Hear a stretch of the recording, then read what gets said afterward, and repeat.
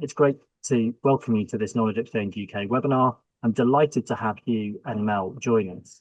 I think by way of introduction, I'm aware that Hugh and Mel have both recently changed roles.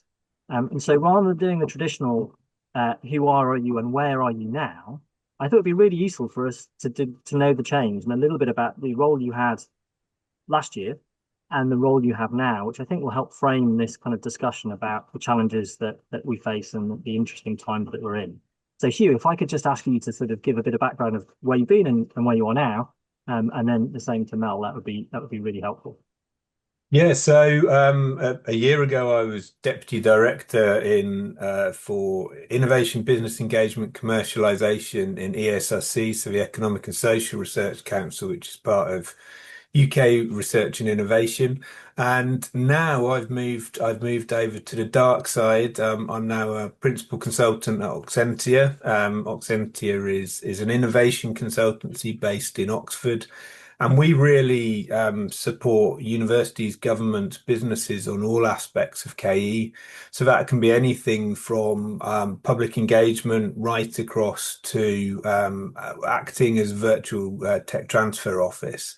My role is tends to be more on the shape commercialization aspect, and then pretty much any sort of KE with universities. But also social innovation and various other things. So I can get very much more involved in the day-to-day business of KE, which of course gives you quite a different perspective from, relatively senior positions in UKRI where you by necessity, by design, have to take something of a helicopter view and look at the whole system. So I think the balance between the two is a really nice one to have overall.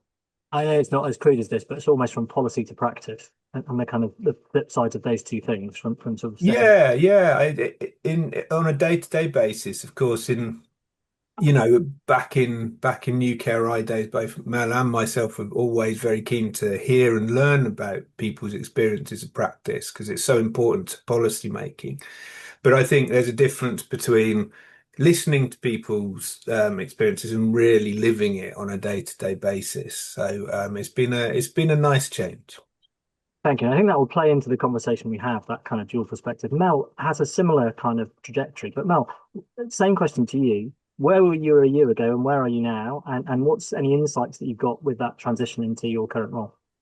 Yeah, so a year ago, I was sitting as director in UKRI strategy, overseeing the research and innovation resilience and financial sustainability across the sector for the UK, as well as really setting frameworks and understanding how to evidence the impact of UKRI, not just in the things that UKRI funds, but UKRI as an entity and as an organization and the added value it brings. That was obviously linked into, if anybody can flash back all that time to spending review periods, there was a lot of need about how to evidence against spending review cases. I was also, I like to refer to it as moonlighting on missions at the time. I was also developing with a small team, but across UKRI, across government departments, and this is, I think, really will come into some of the discussion today too, Stuart, across government departments, but also speaking with sectors, the outline business case of what has become the R&D Missions Accelerator Program. That now has a full team behind it and set up, but it was in the early days of scoping what that could mean. So previous to that, some people will know me from my time in ESRC and working in other roles, as Hugh's mentioned. I'm now director of the GW4 Alliance, which is a partnership between the 4 universities of Bath, Bristol, Exeter, and Cardiff, and very much looking at opportunities for how to bring the strengths of the universities in research and innovation together, where there's added value to that working. I think it's important to note that it's not about undergraduate teaching, but areas such as postgraduate and early career all fit under that umbrella that I'm working in. Cool, thank you. And we thought it'd be useful to have a webinar about the interesting times we're in, the challenging times we're in, and thinking about what the future might look like, and particularly with your perspectives from inside UKRI and a funder into sort of the more practice-based, closer to universities in your current role. We thought that would be useful. So I thought we'd just start off by just reflecting on the challenging times we're living in and some of the different changes and things happening in the system, some of which may be uh, which people listening to this webinar will be well aware of and living through, but others might be policy changes and shifts that are affecting the world we work in. So I guess, the question is really, what are the financial and challenges and the social and policy challenges that you see coming down the pipe? So Mel, I wonder if you could speak a little bit about the sort of the financial challenges and implications around KE, given your last role in particular. Yeah, and I think given who the membership of KE UK is, I think it's important that universities, we all know, are going through some financial challenges. The crossovers between student fees, student income, R&D expenditure, and the geopolitical landscape that we have has certainly had an impact. But it's not just universities as well. You've got institutes, you've got independent research organizations. It's all part of a system where I think it's been widely reported that there are definitely some challenges there.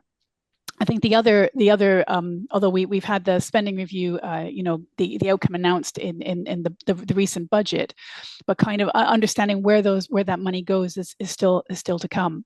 But I think it's really clear that a lot of the funders and the funding is very much thinking around larger scale consortia, multi-sector, multidisciplinary partnerships, and I think that's something really to be thinking about, because on the positive side, a lot of the funding, Stuart, is primarily about achieving impact or making a difference or achieving a benefit in some way. And then that comes right back to this as knowledge exchange is absolutely knowledge exchange. Commercialization is at the heart of everything that entails. I think we can delve a little bit deeper if you'd like. I think some of the challenges, though, that particularly for the sector, there's certainly been, such a change in the sector over 10, 20 years of valuing and understanding the roles that knowledge exchange or the professional services really can bring into teams. However, there's always the need when you're under a financial crunch to make the evidence base for what the value add is, and also thinking about, is that the structure right in the organization at the moment that's going to deliver against that? So I think that's some of probably the real challenges that people are going through as well at the moment. And I think quite rightly, Mel, a number of the audience will be aware of the sort of challenges in the HEI sector. But it's interesting with the NCUB State of the Relationship report the other week, that actually on the other side of knowledge exchange, on the business side of things and the funder side of things, there are also financial pressures and geopolitical pressures that are also affecting partners of universities in the game of knowledge exchange. So it's quite a challenging financial environment all round. Yeah. And Hugh, it's not just financial challenges though. So I wonder if you could sort of outline some of the things that you see in your current role and your past role that are kind of beyond the finances or closely connected to the finances. Well, I think, one angle to think about that's been causing a certain level of uncertainty is really what's the incentivization going to look like particularly from government, and that is tied up with the financial side of things. So we had the white paper on skills and education, and it's pointing towards a certain approach. I think some people Ben Johnson wrote a blog post recently. He's a former advisor to government on these things, about talking about a 3 buckets approach. So we can expect to see funding very much for basic research or blue skies research, and then one for very much mission oriented research, and then one for very broadly enterprise commercial areas. Now, of course, funding has always gone to those areas, and it's always gone to those areas in different balances. So in some ways, it's waiting to see exactly how that's going to land in terms of incentivizations for institutions, whether they're universities or independent research organizations or whoever. But what we can say as a KE community is actually certainly, I think in any of those buckets, there's a variable amount, but certainly if you're looking at missions, if you're looking at the more entrepreneurial, more business focused, more commercialization focused areas, KE is right across that. But let's not forget as well, of course, that basic research is tomorrow or next year's commercial opportunity, or something we're going to have to support on policy impact or something like that. So it's not, there's no area where it's saying we're not interested in KE. But what I do hear now, working much more closely with people on a day-to-day basis, is just the difficulty of doing anything more than your job at the minute. Really, just being able to take that step back and have that strategic thought space. I mean, webinars like this are brilliant, and there are organisations like mine that specialise in providing that support. We can't be hiring in Oxentia for every opportunity we have, unfortunately. But it's that element as well. And again, what Mel's saying there about the importance of networks, of connecting up, is going to become vitally important, because as we get more busy, we really can't keep on top of this all ourselves. So coming together into groups, into consortia, in order to both meet these top-down challenges, but also our own everyday challenges of delivering, is going to become more and more important. And I think we'll increasingly see that in the ecosystem, in the KE ecosystem. Mel, do you want to come in? Yeah, I think apologies. Of course, in the webinar, the doorbell rang with the delivery. Of course, some my apologies on that. I agree. I mean, Hugh mentioned the white paper, and whilst the white paper is set for England only, the chapter 3 on that is really, I think, a direction of travel for research and innovation that is likely to be across the UK, because one of the real aspects of it that's really important is that it highlights the importance of collaboration. And it highlights the importance of regional partnership. It highlights the importance of working together. And I think that's just building it's an and to what Hugh said, is that there is a real need now, and it's coming from a GW4 alliance of seeing the, where these already exist, but there's many other types of partnerships out there as well, and and institutes and independent research organizations also have them. What I do think is that there's an opportunity to innovate. And innovate a little bit on how are we delivering on some of this, especially under knowledge exchange and impact. Because if you're getting multi-consortia bids, or you're getting multi funder and delivery partners all working together, it does present an opportunity to rethink and reframe how we need to deliver. There'll be obviously traditional pathways, but the role of, I would argue that the role of KE professionals actually becomes even more integral into this, because there's going to be more challenges to unhook. Who owns the IP when it's a multi-sector partnership? Really good question. How do we think about that? Well, one of the challenges, of course, coming up, and Stuart, you might want to go into that, is how that's rewarded and recognized when REF focuses on individual institutions, but actually we're being driven more and more into a multi-sector, multi-stakeholder partnerships. I mean, it seems we're both in agreement that the knowledge exchange skills are ever more valuable and important in this space. And I think, just reflecting on those two pieces, the buckets and the collaboration, neither of which are new, in a sense, in that we've always had that kind of implicit understanding that there are different types of research and different types of activity, and that sort of implicit understanding that collaboration is really important.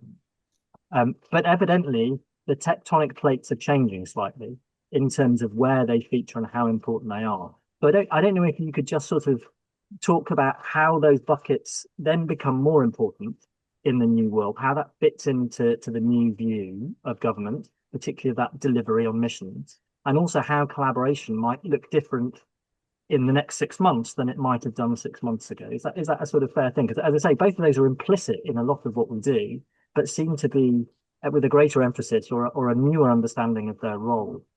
So Hugh, do you just want to unpack the bucket side of things a little bit more about what that might look like in a year's time, or where that features in government mission thinking? Yeah, I mean, I wouldn't like to speculate too much, because it's always difficult to know exactly how these things translate down. Even when you're inside UKRI, here's the secret: it's difficult to know how it's going to translate into where the money's spent. But like you say, this is almost a rebranding of things that have always been done. So the question is, how does this really turn into difference in practice? I think, what we know from this kind of buckets and the way it's being talked about, it's not being talked about but buckets. This is the terminology that people have sort of attached to it. Is that KE will, even though it's not necessarily stated in this way, is KE will be vital to delivery across universities. But I think the emphasis on that may be very different in missions, where it may be more policy focused versus the more commercialization focused area, where there is a bit of a focus on spin outs. I don't think we should get too hung up on whether something's a spin out or a license, or I think that will pass quite quickly. I think for universities, probably what we might need to adapt to, well, not just universities, the whole of the HE sector and independent research organisations and everybody else, is we can't really necessarily expect to wait for funding to set up these networks and these consortia. I think it may be more and more that we need to foreground them, to start doing them before it becomes an issue. The other thing is really thinking right from the start about, if you are lucky enough to get Research England funding or some other funding to set up a nice a network, or recently we've had shared TTOs, we've had Aspect, we've had all sorts of nice things happening in this area, UPenn as well, which is happening, Impact U, is actually what you're going to do when the money ends. Because it's really a different question about how do you incentivize and keep those going in the longer term. And it's a really interesting question. I wish I had a definitive answer to it. It's different for every network, but really making sure that they continue and that we as KE professionals can communicate the importance of these things to our institutions or whoever holds the purse strings. And I think that will probably be an ongoing challenge, but I think it will become more and more central to our ability to deliver, where we'll need multiple different types of institutions in order to deliver against, say, missions. You probably can't do a whole mission inside your institution in most cases. So you're going to need to collaborate, and you need to go to keep that going for a good period of time as well, to really reap the whole benefits that's available for doing that. I mean, some interesting thoughts there on the sustainability of projects, the legacy of projects, but also how some of these activities become more ubiquitous. I'm acutely aware in the conversations I've had with you over the years that actually, how does considerations of social sciences become ubiquitous and involved in everything we do in terms of commercial partnerships, in terms of spin-outs? It is a sort of ultimate aim for many of these things, is that they just become the norm and they're pumped prime. I mean, you picked up on collaboration there, Mel. I don't know whether you wanted to come in on any comments about either the buckets or the new world, or how collaborations look like in the new world, or whether there are any sort of subtle differences that you might see in that compared to the old world. I think it's interesting because the buckets is a way of aligning funding, right? It's in some ways it's not new of what's underneath that, but what's new is the reshaping of that narrative. So that kind of blue skies research, fantastic having a minister who's really championing the importance of that. I mean, that is really critical. He's already touched base on that, and I mean, knowledge exchange and impact is embedded within blue skies research as well. You have to think, where's the value add there? Then you've got your top government key strategic drivers. And I think I'm going to pick up on that in a moment, but that's not just missions. You've got your critical tech, you've got your industrial strategy, you've got growth, and you've got regional and local. But the third then bucket under this is really growth. And I think it's an interesting catch-all. And what it means, what it's really focusing on can mean different things by different departments, but for UKRI, very obviously very strongly within a business space. But then you have underlying factors or foundations, and some of that is skills development. You've also got things like this kind of infrastructure of knowledge exchange and impact being cutting across all of that. So back to your question about that, is this new, Stuart? Not really. We're just reshaping the narrative a bit, and having governments have priorities, that's not new as well. You've got UK, you've got and different departments as well. So other government departments will have different priorities. DFT will and MOD will be and also have their priorities with research as well. You also then have devolved, or you have regional approaches too. So all of these things I don't think are new. I think what is new for me is the policy behind it. So the white paper, and that is led by DFE, but in partnership with DCIT. And that's quite a critical, that's the kind of change where it's acknowledging that the system needs to really change to support where this is going, as opposed to letting it happen bottom up. It needs to now also have a strategic direction. So I think that's quite a potential critical change around what what we need to think about and potentially how government is going to be thinking about supporting that. But underneath all of that, the role of has KE changed, Stuart? Strong foundations. I think the strong tools we in the UK, we're really lucky. We've got the networks and a lot of learnings. I think there's some really core principles that actually haven't changed around what knowledge exchange can do and things. But where we are doing learning is how do we bring that intersectorally, or as he was mentioned, with the arts, humanities, social sciences, shape disciplines. That's been an area of innovation, mission-led problem-solving approaches for commercialization that isn't about disciplinary or isn't about a particular technology. That's where I think some of the innovations are. But the underlying foundations and the tools people have.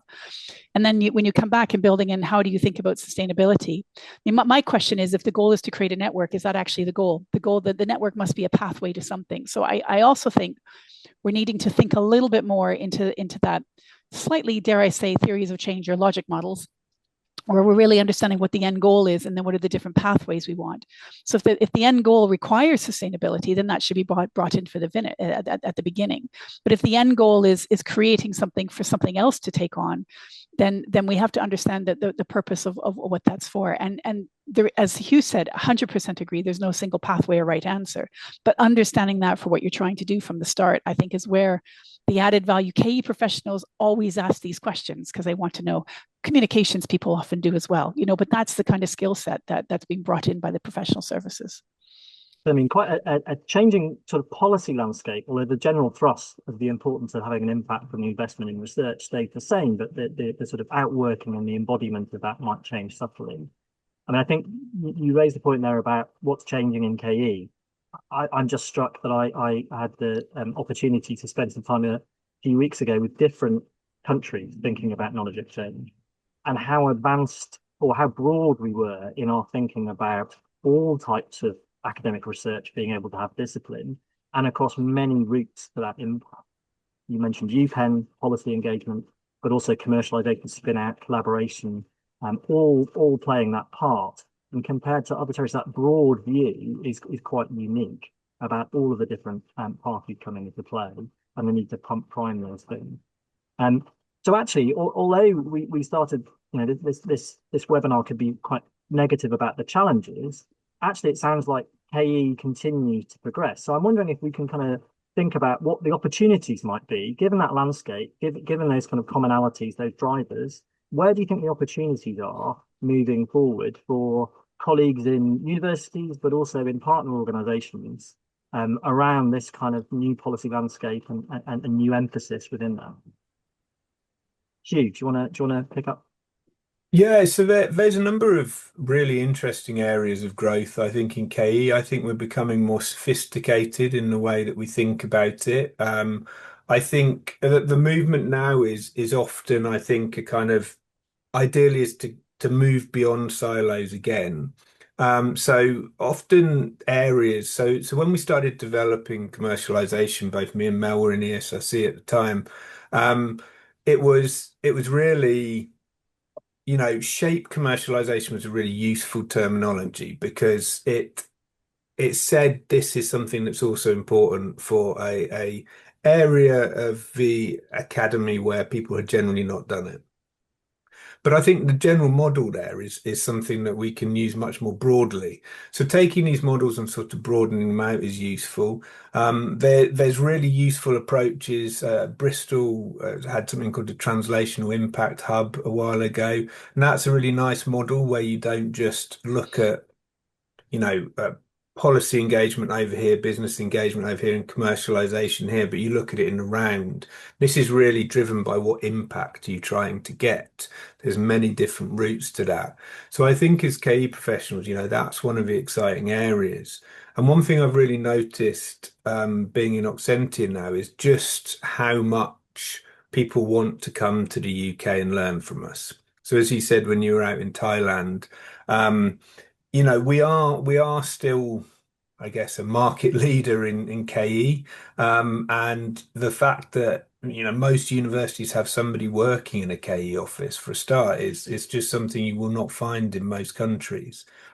So we need to be aware of what we have achieved and really be able to talk about that and convince people of the value of doing this, because it is absolutely aligned with what we're being asked to do, what universities are being asked to do, even what students want. You know, students want to be able to go to university and learn to have their own personal impact. And in many ways, learning how to do that is similar to learning about how to get impact from research. So the potential here is really significant. I mean, there's lots we can do. It'd be lovely to see more international impact work as well. And that's something else that we're hearing mentioned a lot by both the minister and UKRI in terms of wanting to do more in that space. So I think everybody at the minute, I would say, you know, keep on your toes, there's going to be opportunities coming. And I think we may have been through a bit of a difficult period, and a lot of that was extrinsic pressures. It wasn't really because KE was failing, it was because, you know, universities were under, you know, really high levels of stress for a variety of reasons. But there are opportunities coming, and we need to be ready and have our heads up to spot those opportunities and really dive in and do what the sector does well, which is work together and be innovative. So I'm optimistic, and I think, you know, next year is going to look much healthier than maybe this year has seemed at times. I mean, just to sort of extend something you said earlier, Mel, I mean, you talk about DfE, Department for Education, and DSIT, and actually the sense is that this is a cross-government initiative, more than before. Again, those things that were sort of implicit before seem ever more explicit. This is kind of cross-government. So as well as the positive opportunity going forward, I wonder if you could speak a little bit about actually what that might look like. That actually, I'm getting the sense that things might not just sit within DSIT and Innovate and UKRI, but there might be opportunities through different government departments starting to engage with the knowledge exchange agenda with a bit more emphasis than perhaps we had a few years ago, where everything was funneled through a few departments. But I may be reading the tea leaves wrong there. No, I think that's really interesting, because when I was helping develop the outline business case for the missions program, it was actually DSIT are not one of the government leads on missions, but they're an enabler and a kind of a foundation. And in fact, the minister, Patrick Vallance, was quite keen, and he saw that R&D needed to be a critical component of the missions, not the only one, because obviously if you want to improve NHS waiting time, some of these are service innovation challenges as well as technological ones, or technology can be an enabler to an answer within that. I think a couple of perspectives there. Number one is the missions have been truly seen as being cross-disciplinary, all the way from arts to zoology, you could say, plus Innovate, you know, the business side. So they are truly that way. But the design, at least with the R&D side of things, which is answering. So this is where a little bit of a shift is happening. It's about using research and innovation to provide a service and insights to a direct governmental, societal led challenge. I think shows that the government departments were really thinking about that. And one of the aspects, you know, that we were working with them is how do they create a theory of change, and how are they looking at how to embed that. So all of these words mean impact, which all mean pathways and approaches that need to be thought about, which all means that knowledge exchange. You really can't have impact without knowledge exchange. You can have lots of knowledge exchange, you don't always have impact, but you really can't have the impact without it. So I think in certain areas of government, you know, people have been working in with FCDO or in previous other departments, or within their, you know, their own devolved nation where it's there, but it may not have been quite so upfront and central. So I would say that's definitely something that I've seen is the kind of value and recognition of the power of that and the interdisciplinary space. I think, yeah. Just to sort of frame that, I think what I've been picking up is that we have this kind of policy framework of missions and industrial strategy, and it seems like the departments are sort of working out their place in that. So UKRI seems very focused on the industrial strategy, quite understandably, mindful of the missions around that. But actually other departments may be focused on particular mission areas, such as healthcare or safer streets, which is why I think I'm making that point, that actually, in order to deliver those missions, requires a whole range of things to come into play, of which research, knowledge exchange, and impact is part of. And actually that sort of broadens the opportunity for knowledge exchange. It kind of brings the challenge of dealing with more stakeholders. It does. With different And drivers in different contexts. But actually overall, that's a kind of opportunity to have more of an impact and for that research and evidence to play out in different ways. And I also think I completely agree with you, Stuart. I think also there's an opportunity for learning across the different disciplines in university. So art, humanities, and social science, really key strengths on policy and third sector engagement, knowledge exchange, impact. How do you share those lessons with some areas of STEM who it's really critically important that those are shaping? Look at AI, look at the technology challenges that we're dealing with that absolutely need to be bringing into policy, legislation, regulation, all of these kinds of environments. And to be honest, quite a few people from those disciplines are really keen to get their voices in there. So how do you draw upon and how do you share the lessons learned? Way back in the day of the Industrial Strategy Challenge Fund, we were drawing on how do you get the social sciences really and some of the humanities to draw on the expertise of STEM disciplines on how you engage with business or how you bring in the business engagement professionals to help bring that across. One of the other, I still think it's one of the really exciting parts, particularly of UKRI, but for the UK, is how Innovate UK is embedded within the R&I system of the funding. We're the only country, I still think we're the only country in the world that brings its business arm branch with the university R&I, along with the Catapult system, the network system, independent research organizations together. And that, I think, then creates a lot of opportunities for where it's designing, again, it's been designed for impact. And that's where if you're designing for impact, then you're designing for knowledge exchange to be at the heart of it. I also think what's quite interesting when we were talking about internationally is a lot of universities have campuses overseas as well. And, as Hugh and as you said, Stuart, and I've always been incredibly humbled by how much the understanding of the concepts of the UK, key strength we have, UK as an ecosystem, we can talk to each other. That is a huge strength. And you don't realize it until you go to other countries where the networks don't exist. And you realize that the funders are not really engaging as much within the sector. But there's also that ability to have learning across within those campuses, because although they're teaching, the teaching, research, and innovation come together. So my final kind of thought, I guess, Stuart, for you is a little bit that I think what might need to come in the future, because leadership in a university really matters. If your leadership buys in, then it's going to be a lot easier for you to bring your narrative into that and to be valued there.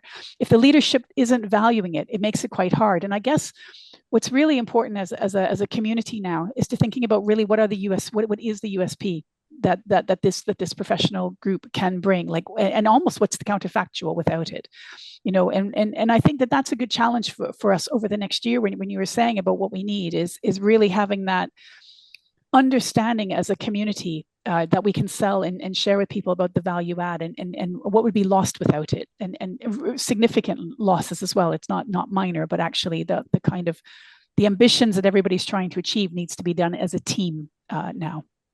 I think that's a really good point. I mean, I think the international comparison, again, in my reflections over the last few weeks, the interplay between government funders, universities, and business is so intertwined in the UK. It's a really strong position. It may not always work perfectly on a case-by-case basis, but compared to other territories, and the interplay, the understanding across those sectors is really interesting.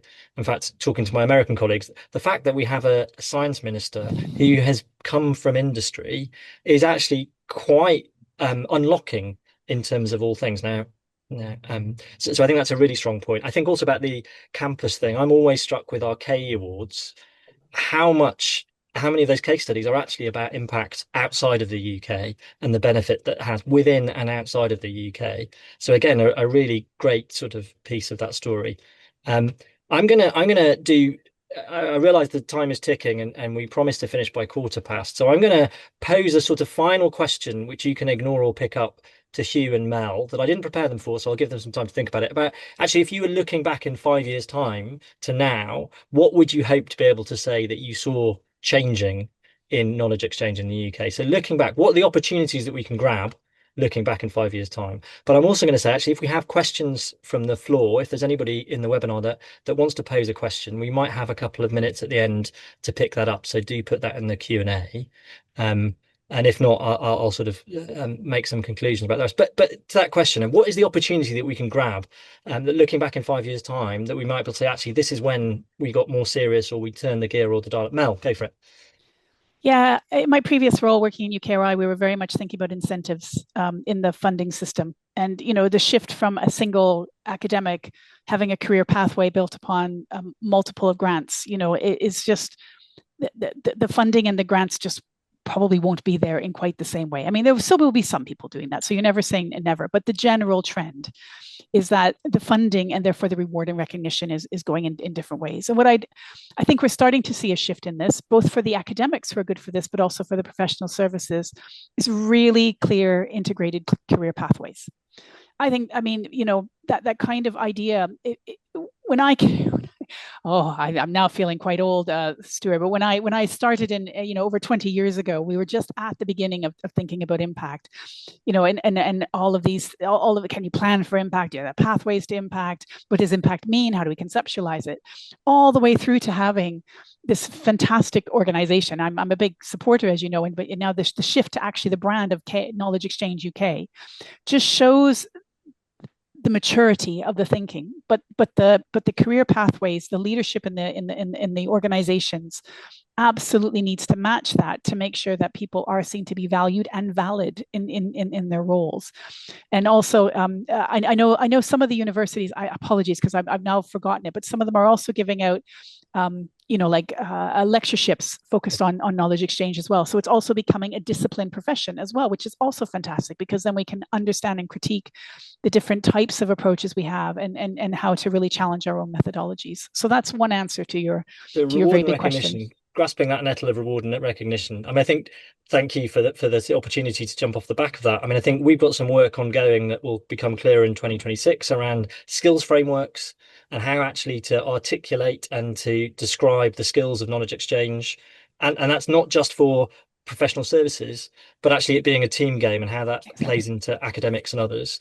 I guess the other thing that kind of comes up from that is the role of the Concordat. I'm aware that how this current challenging time is playing out in different universities very much depends on the understanding at the senior level of the role and the opportunity around knowledge exchange. So the knowledge exchange Concordat is signposted to in the HIFE accountability statements for English universities. And over the next few months, we're going to be thinking about how we can work with the Concordat in today's climate and see how that can support colleagues to sort of make the case within universities. But Hugh, looking back, what do you think is the great opportunity, or what do you think looking back in 5 years' time we might see coming out of these tectonic policy shifts that are happening and the role of KE? Well, I'll talk about what I'd like to see really, rather than what I necessarily think we are going to see. I think absolutely raising the profile and importance of KE profession is one thing that would be absolutely brilliant. I think it's quite a difficult career at times now to really develop. There aren't really clear progression routes for it. But the other thing, there's a couple of things. I think one thing related to that is I would really love to be looking back in 5 years and going, there is much more porosity. This is a term that was used a while ago in fun fashion, but really there needs to be more people like me, but also going the other way. So I came from academia into policy, into consulting. It would be a lot harder probably to go back the other way into academia. There's relatively few people who do it, and I think we could really benefit from that and bringing that KE knowledge and merging the idea about KE and research being completely separate things. They're often not, and certainly working in consultancy, you really discover that quite a lot of what I do is research, as well as the kind of advice and the normal stuff you imagine consultants doing. Then the other thing I'm going to pick up is a pet thing of mine. So I think if we could really grasp the full spectrum of what commercialization can offer, I would be very happy.